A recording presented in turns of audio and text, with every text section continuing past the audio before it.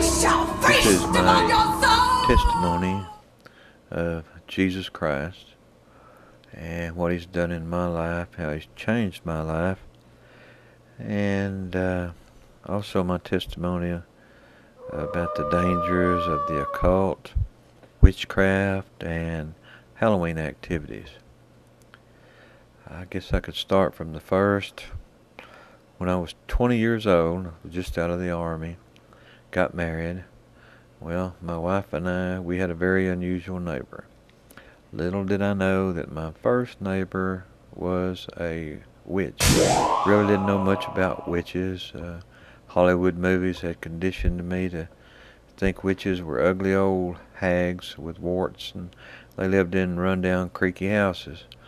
But this witch was nice looking and acted sort of normal. Slowly we shared our drugs, and she began witnessing to my wife and I about her world of witchcraft. We would buy a little book called The Witch's Almanac, and after reading it, we'd do little spells and light candles and incense and chant and pray to the moon and good luck, good fortune, etc., etc. And I'll admit it was fun, and because I was young, and it was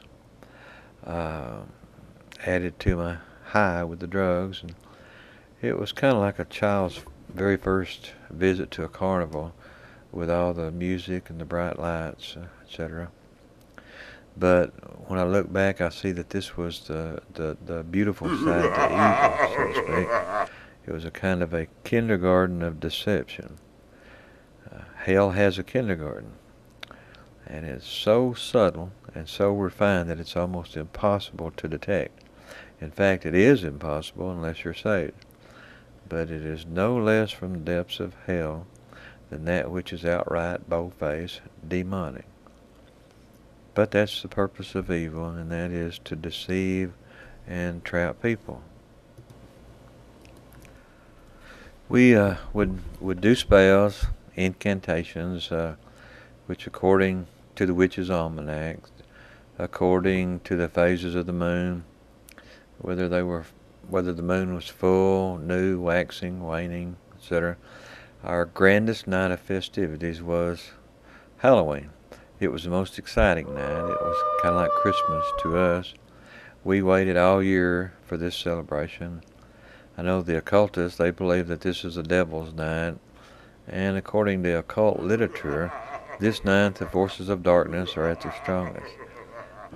This night the spiritual underworld and the earth's physical existence was at its closest, and the force that separates the two worlds is at its weakest. Hence all the demonic activity, I guess. We were kind of fascinated by the devil and the mysteriousness that surrounded it. He was our hero. There was a strong attraction to this darkness. I really got sucked into it pretty good. I decided one night to take the plunge and be baptized into the occult world. I'll never forget that night. It was storming, and it was lightning really bad. It was an electrical storm. And I said, hey, what a great night. So I ceremoniously got all my magical stuff together and with the candles and did my incantations and the Lord's Prayer backwards, and while I was imagining chains and shackles falling off my arms and feet, and of course the Witch's Almanac, which was my Bible then, teaches that Jesus is the real king of the slaves, and you need to be freed from him. So it just seemed like the higher my incantations were, the more I became aroused, and more evil began to dwell up inside of me. From that point on, I really became engrossed in witchcraft. guess you could say my neighbor's witnessing had finally paid off. So I went and bought my first book, and it was called The Black Arts by Richard Cavendish, of course. It was a book that had dark sentences, dark spells, and incantations, and witchcraft is an art that's got to be practiced every day. So we turned our spare bedroom into a magical room where where we did spells, and we had occult ceremonies, and etc. I wanna kind of stop right here for just a second, and I want to define witchcraft, because so many people say witches aren't real; they just make believe, like Donald Duck, Mickey Mouse, and a lot believe witchcraft is still about the Middle Ages, when it was rampant. But if you're wise enough, you'll know that witchcraft and Satanism are very fast growing, and especially in today's world. Yeah. In fact, kind of the strongest aspect of these religions is that they like being invisible. They don't like being notorious, or they don't like public. They like to stay in the shadows. So it's just like, if you didn't believe in me, then I could come in your house and you could take over. And like Jesus said, you have to first bind the strong man of the house, and then you can steal and destroy all of his goods. What? So what better way to bind someone than to become and be invisible to them? But witches are real. Witchcraft's real. And God says so. Even if you don't believe it, just take God's word for it. And God condemns witchcraft. Besides, why would he condemn it in the Bible if it wasn't true? If it didn't exist, and then God would be a liar.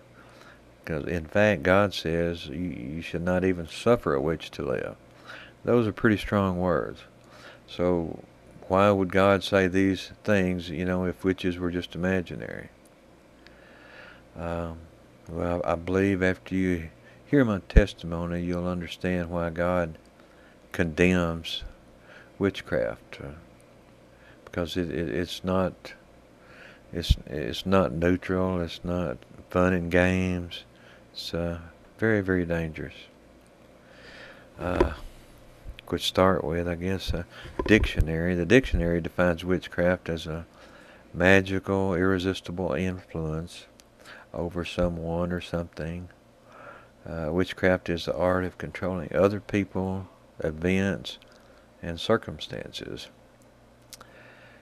And also, witchcraft has more than one form. And the one that I was using was kind of like a tool for controlling spirits to do your bidding for you. In our coven meetings, we burned herbs and incense and chanted rhythmically incantations and used drugs and burned burned herbs, and all this was for more or less for the purpose of producing an altered state of consciousness.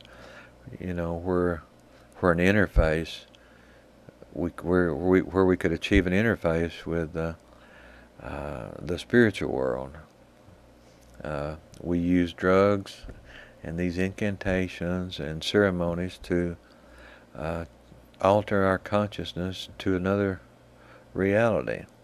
And the drugs help because they enhance our awareness around us to the spiritual world, or actually the demonic world, because drugs are a spiritual experience.